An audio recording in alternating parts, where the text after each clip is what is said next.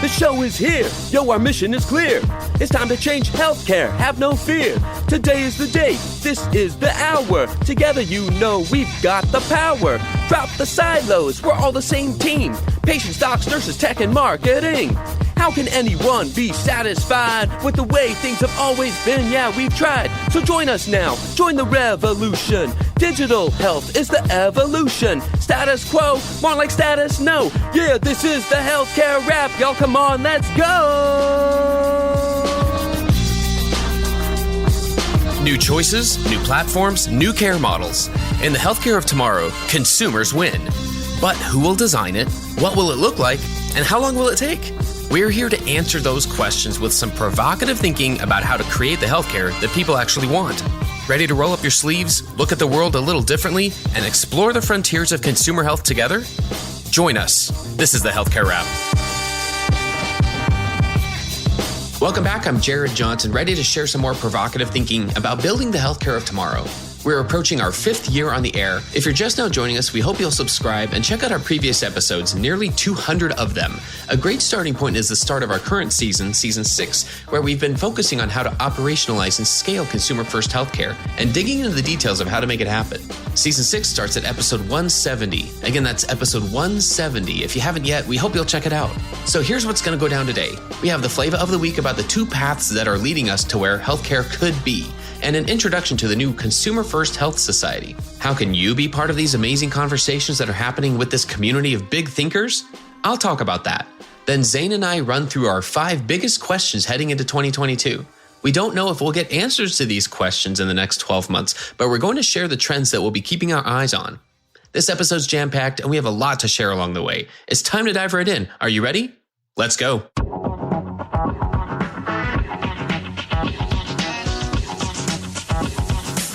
Flava of the week.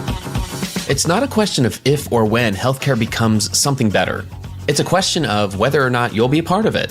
If you're listening to this podcast, chances are you're the type who sees what healthcare is and wonders what healthcare could be. In fact, you may be part of the army of smart, passionate, dedicated men and women who are working to create that new version of what healthcare could be. You might be like my friend who I recently went hiking with, a direct primary care provider who's actively working to grow his practice as well as spread a movement known as the Free Market Medical Association. If he's successful in both efforts, he'll be helping people live healthier lives without engaging in the traditional insurance and hospital-based system. This doctor sees what medicine could be and is moving as quickly as he can to make it happen. He's just one example of the consumer transformation that's happening right before our eyes.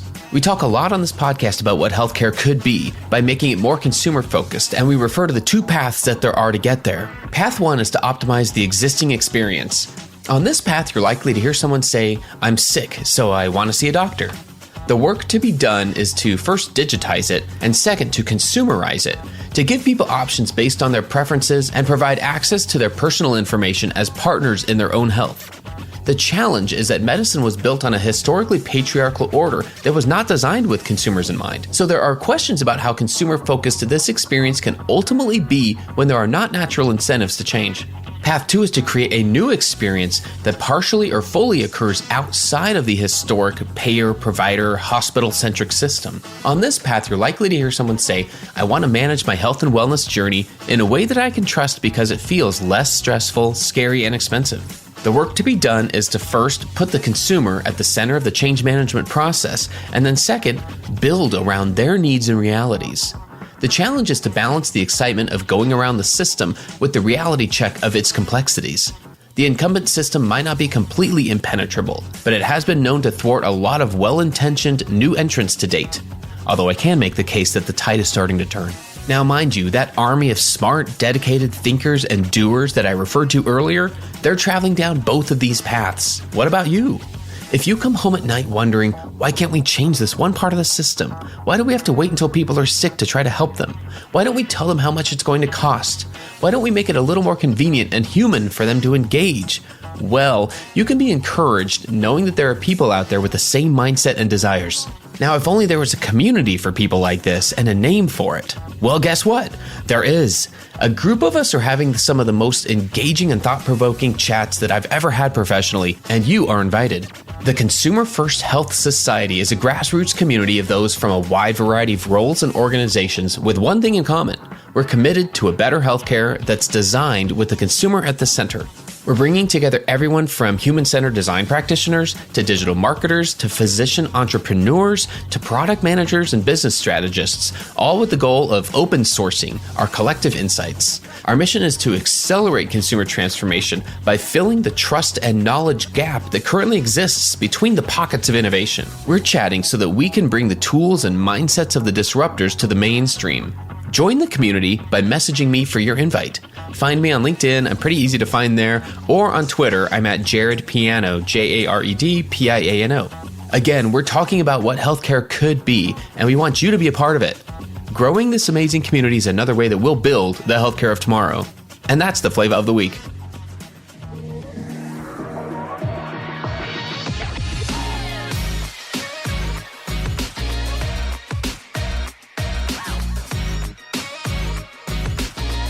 The flow.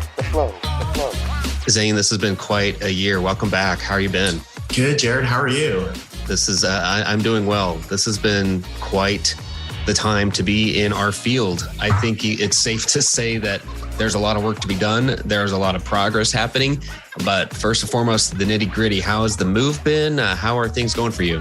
Holy smokes, Jared. So I think it's actually been, I realize our listeners would know, but it's been a while since the two of us have chatted. And so life's been crazy, a big learning curve now working for a professional services firm and getting out of a more operations strategy role in the hospital. It's going well though, like having a lot of fun, enjoying living now officially in the city of Detroit. About a month ago I was in Spain, which was a blast. And I was speaking at the International Hospital Federation Association, like Global Congress. It was so awesome, Jared, just to get back out of the United States or even North America and like hit the international scene again. It was a little bit odd though with COVID, but good to see that people are starting to travel.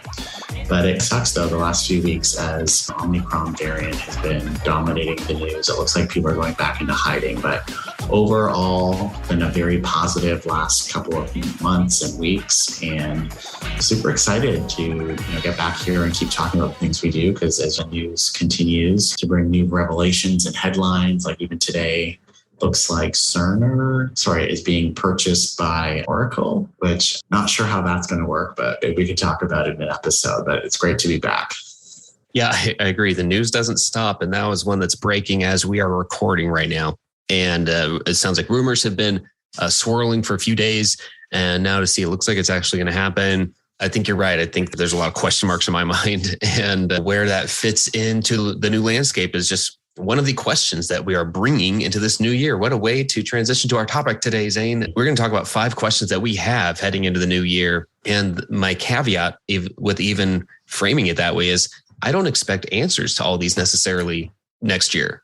Sure. Sounds like the things we're thinking about or questions we have that we're putting it out to the industry and the universe to manifest an answer. One thing I've learned, and I continue to learn, is that you get different answers based on the questions you ask. So it's worth spending time asking the right questions. And that's one of the bases. That's part of the basis of our topic today. Why don't we dig right in and get right into these so we can knock them out? We have 5 questions that we feel like we will be asking over the next 12 months and likely beyond that. But I can get us started here, Zain, with our first one. I was joking before, and I used to say this is meta, but I think that has a different connotation these days. So I'm going to say this is macro. Yes. That's the term. But will healthcare become less hospital-centric? Meaning, where will consumers' healthcare journeys start and end in different places compared to how sick care, fee-for-service, how this world, this industry-based form of medicine, how it's been built up for the last couple hundred years? Will it be the same thing? Will consumer journeys for their health and wellness start and be focused on a hospitalist experience? And I can even broaden that out to any kind of provider, whether it's a different type of provider group or a different type of practice, but will it be as hospital and provider centric? I think it's something that I don't know the answer to. I hear little pockets of it. I see movements like direct primary care, and we hear about retailers. We talk about retail all the time on here. We talk about new startups and new digital entrants into healthcare and how those can potentially be a focus of a healthcare journey, but how big they get and cumulatively does that shift our thinking about our health and wellness? That's why it's a question in my mind. I don't know the answer to that. One of the other factors in it is retail health to begin with. We've talked so much about Walgreens, CVS, Walmart, Amazon, you name it on here over the last year, especially in recent weeks, because there have been some big sweeping vision statements and statements made out there publicly by a lot of these companies. There have been, granted, multi-billion-dollar investments made by them too. So they're not just talking about it. They are putting their money supposedly where their mouth is. When I have some health and wellness goals or something I need to correct or fix or improve in my life, will I first think I'm going to call a doctor or I'm going to, speak with a provider? And will I go to a hospital? Will that be the center of it? That's the question in my mind. I don't know. What do you think? No, I agree with you on that one. And as you're speaking, and mind you, I was actually in New York City this past weekend, which is a bit of a COVID hotspot. Luckily, I'm working from home this week, just in case I was exposed. But as you're speaking and talking about what is the role essentially of like incumbents in healthcare, I guess I want to connect a few things. I'm thinking about my experience in New York this week and just hanging out with friends and roaming around the city as that city has been going through its sort of COVID journey, and not to always keep talking about COVID. But what I realize is that responding to COVID has allowed retailers, especially, and other modalities of other, delivery modalities or channels to flourish in showing how they can deliver healthcare.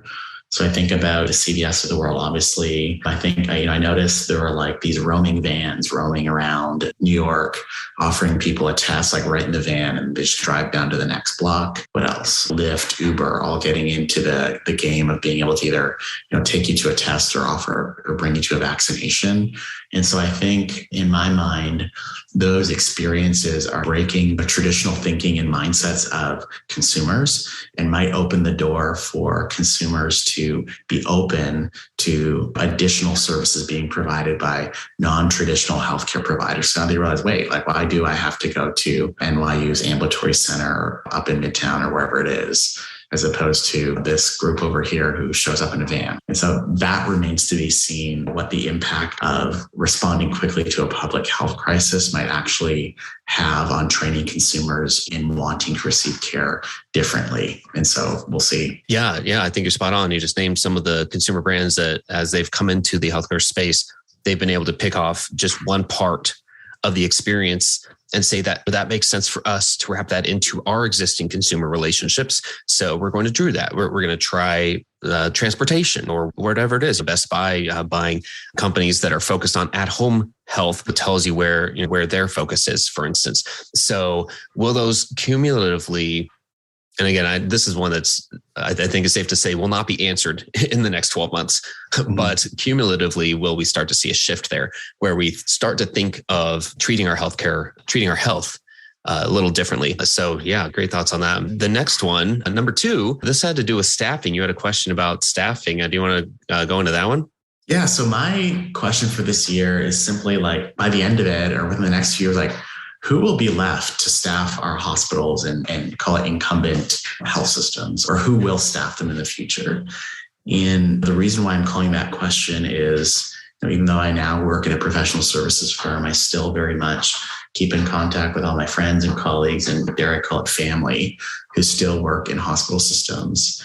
And they are struggling. I know it's on the news, Jared, but let me hit it again. There is nobody to work.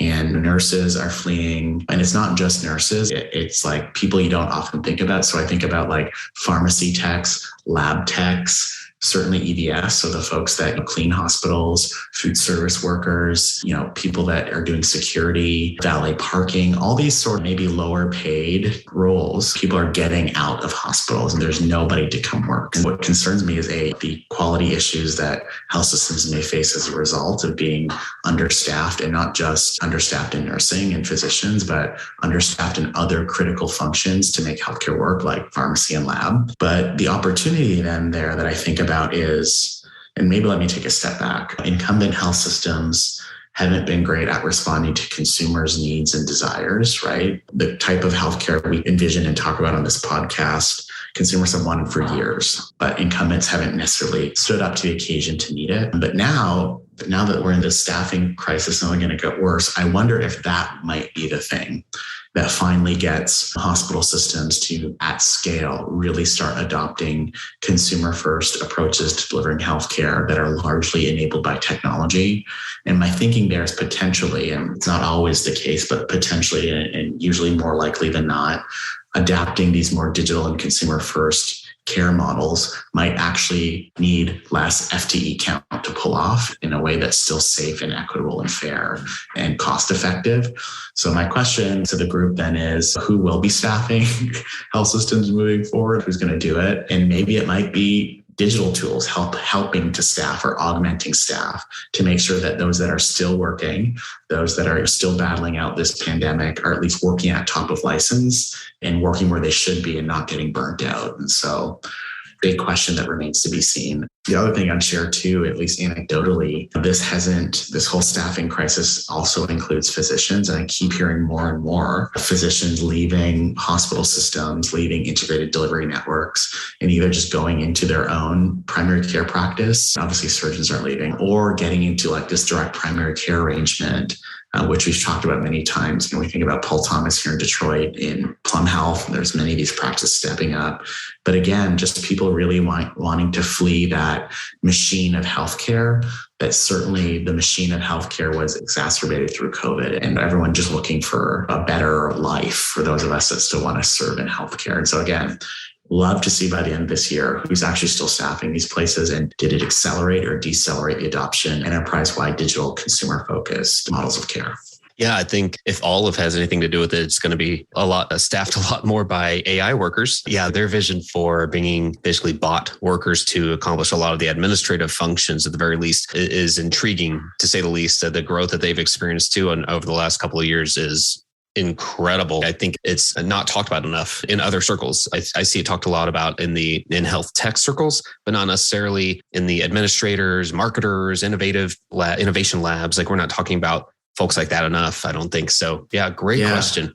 Well, and some of it goes back to, at least what I've always brought to this podcast, is like culture and education. And frankly, like, a lot of hospital administrators don't know that language. Frankly, I'm not even perfectly well versed at it. I couldn't host an eloquent conversation on robotic process automation. Not yet. I'll need to go study it. But they just don't know. And unfortunately, too, the behind the scenes work that I believe Olive is very focused on is not necessarily sexy or politically like internal to the system, like internal politically doesn't carry a lot of weight sometimes. And so those things don't always get prioritized. Mind you, setting up like virtual care and video visits, like that's very sexy, very earns you a lot of political chips if you can set it up. And so that's why systems focus there, in my opinion, as opposed to some of that foundational work behind the scenes. But again, maybe that'll change. We'll see. Yeah, I think it's a great question to ask. Hang with us. We'll be right back, and check out these amazing podcasts from our friends.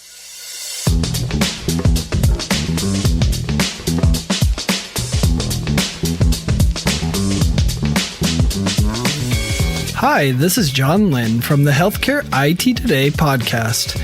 If you like the latest rumors, insights, and happenings in healthcare IT, you'll enjoy hearing my colleague Colin Hung and myself debate and share the latest happenings from the world of healthcare IT. Find the latest episodes or dig into our archive at healthcareittoday.com, or search for Healthcare IT Today on your favorite podcast application or YouTube. When it comes to healthcare technology, we love this stuff, and we can't wait to have you join in on the discussion of everything health IT.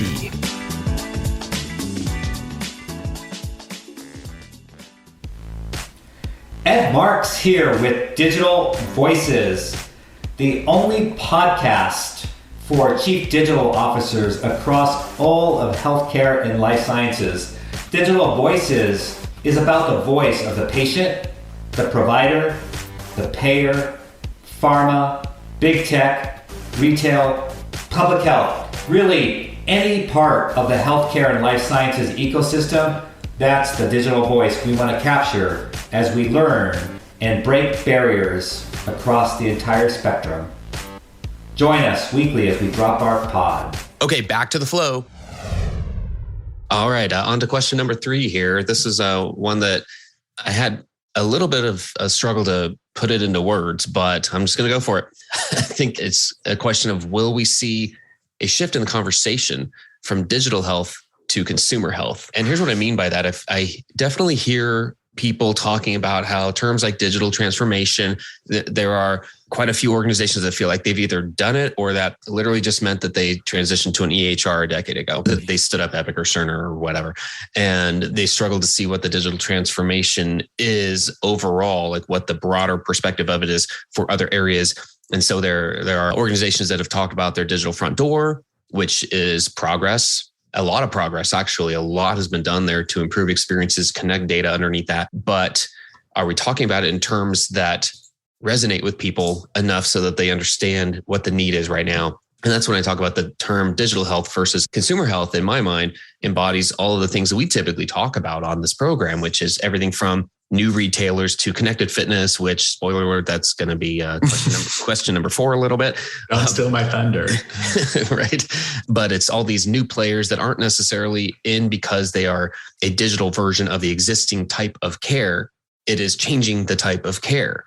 We're talking about direct primary care. You just mentioned Dr. Thomas, a great example of a very quickly growing type of care. Shifting the conversation, I think, is what I'll be keeping my eye on. But the reason for it is something that I've just recently realized, and I wonder if this will help that conversation change a little bit. It's the fact that digital health, digital transformation in and of itself, in my mind, and you can challenge me on this, Zain, but in my mind, it is a means rather than an end. I feel like it's the thing, it's the pipes, it's the plumbing that had to be built, and that had to happen as part of the foundation for what this next version of healthcare is. To be able to have a better, more consumer-focused type of healthcare experience, we had to have new pipes. We had to have the foundation redone for the healthcare experience. And that's not just on the hospital and health provider side. It is all along the spectrum. If you're talking about how do you engage with a behavioral health app or a mental health app, anything that has more to do with upstream health and wellness and preventive care in our lives? In my mind, it has to do with the same thing. It's the same question. All these things had to be in place. Like, we had to have some basic consumer behavior shifts in how we interact with digital tools. All that had to happen. We had to have data connecting and understand what the rules are and what the laws are so that you don't do it wrong. But in a lot of instances, we've made a lot of progress with the digital foundation that needed to happen. But we don't want to get lost in building that plumbing that we forget why we're building it. It's to build something on top of it, which is this new consumer experience. How do we make things easier? We're still talking about online scheduling and how to open a provider. I just had a conversation last week with somebody who said, yeah, we're still struggling with that. Doctors still don't want to open their schedules. So I'm like, okay, these tools have been around for a long time now. And is it time to shift the conversation so that we have an additional reason to figure it out and improve the experience? Yeah, I totally agree. It's almost like there needs to be like a crew out there, a group of people that say, listen, here's what table stakes is now. This isn't up for debate anymore. Here are the things you absolutely must need to be doing to even consider yourself to be like consumer first or even consumer oriented. The other thing that I was thinking about as you're speaking, Jared, is, and maybe this is an allusion to where the market is going, is more and more now I'm hearing of chief digital officers or chief consumer officers, even chief strategy officers, believe it or not, being removed from leadership. That title doesn't exist anymore. And what I think might be happening, at least in some progressive organizations, health organizations, they realize that, being digital or being consumer or being strategic isn't to be compartmentalized under one division. It is what we do, and it is our business.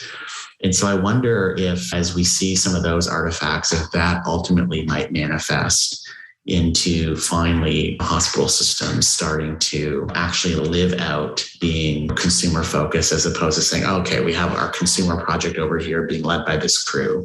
Let's see what they come up with. And so it remains to be seen. I agree. All right. I didn't mean to steal your thunder here. Let's move on to question number 4. This is all about connected fitness and whether it will gain traction. You want to walk us through that one, Zain? Yeah. So I still have, and we've mentioned this before on the show, I still have a lot of questions and paying a lot of attention to where is the intersection between traditional healthcare, clinical care, digital health, and then connected fitness.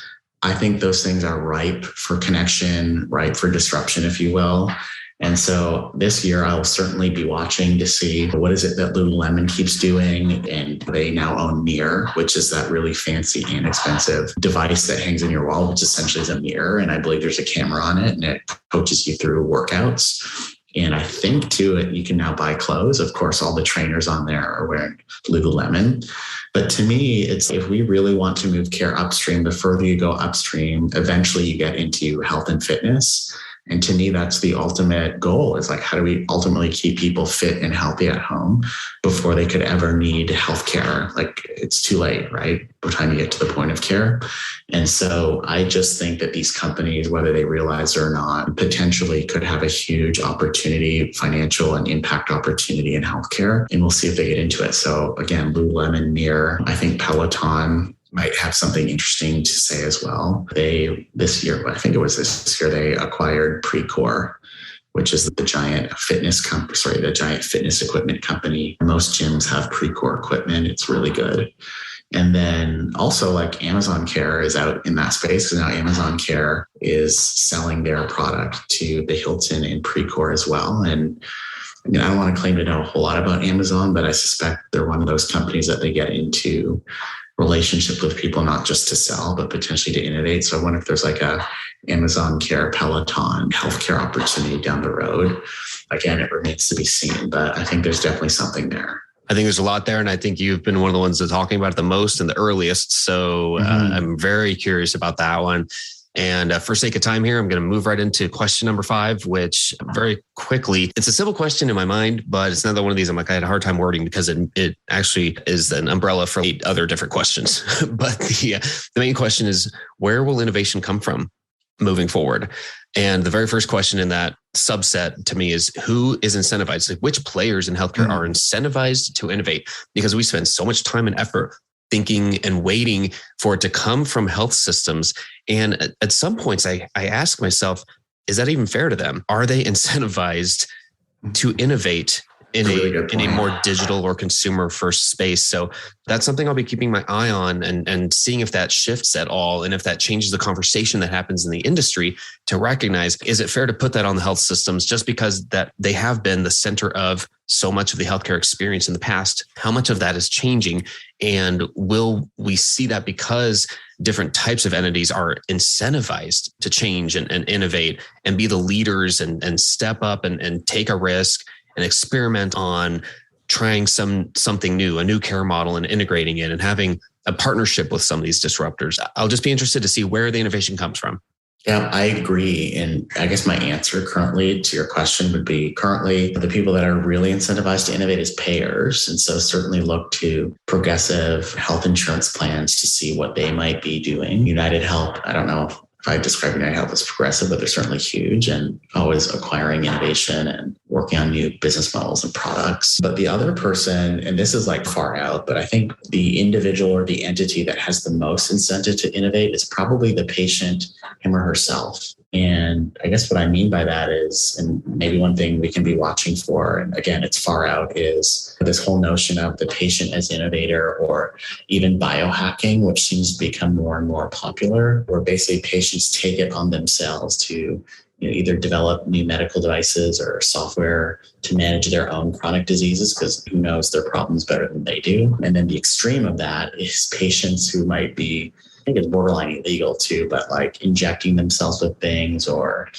getting on their own treatments and medication remedies and things like that just to take care of themselves. But in my mind, it's all part of this movement of the patient now taking charge of the gaps in health systems and filling them for themselves. I think it's, again, in my mind, they are the person that has the clearest incentive to innovate. So they want to keep themselves well, healthy, and alive. Oh, that's a great point. Those are just more things for us to keep our eyes on. And Zain, I think what we've successfully done is give people a lot of questions, which that's par for the course right now. I think this is something that we've learned about how to look at the industry. And as we take a step back, and I wish you a extremely happy new year. I just want to thank you for all the time you've invested in this program this last year. It has been a wild year. None of us knew what was going to happen. And for you to be able to come back and continue offering just insights that get people to think and help them see healthcare in different perspectives, I think that's tremendously valuable for our listeners. And I just want to thank you for your time. Thank you, Jared. I really appreciate you creating this opportunity and continue to keep this platform alive. Let's keep it going. We'll keep it going in the new year. We'll keep doing this. And it's a pleasure as always. Stay safe, man. Stay well. And we'll be in touch. We'll do this again soon. All right. Chat soon. Bye. Hey, thanks again for listening. We hope you found some value in this conversation. And if you did, do us a favor and follow us using your favorite podcast app. Then tell your friends and colleagues about us. If you like what you heard, please spread the word. Healthcare App is a member of the Shift.Health Content Network. If you enjoyed this podcast, you're going to love the other shows in the Shift.Health Content Network. Go check out the latest show. In fact, it's called Hello Healthcare, hosted by Chris Hemphill. It's focused on people who are moving healthcare forward, how healthcare strategy relates to data and AI, and what you can do to create or demand a better future.